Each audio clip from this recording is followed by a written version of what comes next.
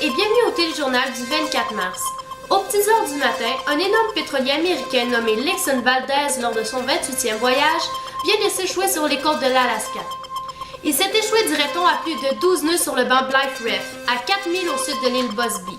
Allons rejoindre immédiatement Maurice qui se trouve sur le lieu de la catastrophe. Oui, Guylaine, on est tout près où il y a eu l'échouement du pétrolier Exxon Valdez. On n'a pas pu s'approcher trop près des lieux par mesure préventive de la sécurité. Mais là, on sait que le commandant de Exxon Valdez, Joseph Hazelwood, aurait suivi une cure de désintoxication pour ses problèmes d'alcool. On n'en sait pas plus par contre. Le commandant Joseph Hazelwood aurait pris, avant l'embarquement de son pétrolier, 5 doubles vodka. Et les policiers suspectent bien évidemment un problème d'alcool pendant le trajet. De retour à toi, Guylaine. Bon matin et bienvenue au téléjournal du 21 mars. Maintenant, près de 20 ans depuis la catastrophe du pétrolier Exxon Valdez. La catastrophe avait eu lieu le 24 mars 1989 vers minuit. Pour en savoir plus, nous allons aller rejoindre Maurice immédiatement pour en connaître davantage sur le sujet. Voilà maintenant 20 ans que l'échouement de l'Exxon Valdez sur les côtes de l'Alaska s'est produit. Nous en savons présentement un peu plus sur cette conséquence désastreuse. Il paraît-il que le commandant Hazelwood aurait demandé la permission aux gardes-côtes d'aller sur la voie montante du chenal, pour éviter bien entendu les petits icebergs. Après la permission accordée, le commandant décida d'aller faire un tour sur la passerelle du bateau, sans aucune raison. Quelques minutes plus tard, une déchirure de toute la coque a causé l'échouement de l'Exxon Valdez.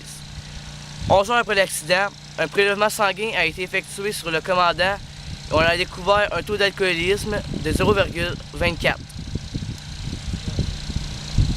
Désolé Maurice, on vous reçoit mal, ce sera pas bien long, on va essayer de... Puis merci à l'équipe technique d'avoir joué ce petit contretemps.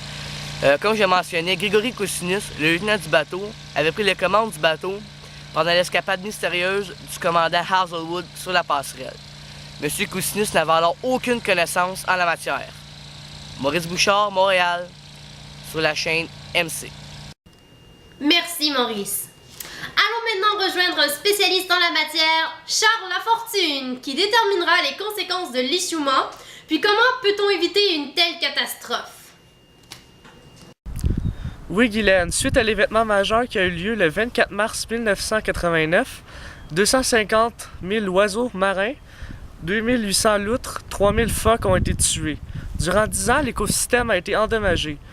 Après avoir dépensé 2,2 milliards de dollars en nettoyage et 1,1 milliard en études, on estime qu'il ne reste plus aucune trace du pétrole.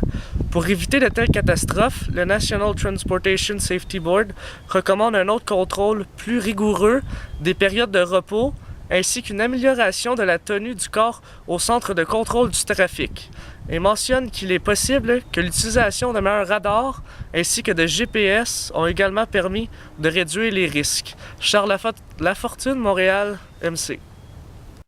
Wake up in the morning feeling like P. Diddy. Hey, what up, girl? My glasses, I'm out the door. I'm gonna hit this city. Let's go. Before I leave, brush my teeth with a bottle of Jack. Cause when I leave for the night, I ain't coming back. I'm talking pedicure on our toes, toes. Trying on all our clothes, clothes. Boys blowing up our phones, phones.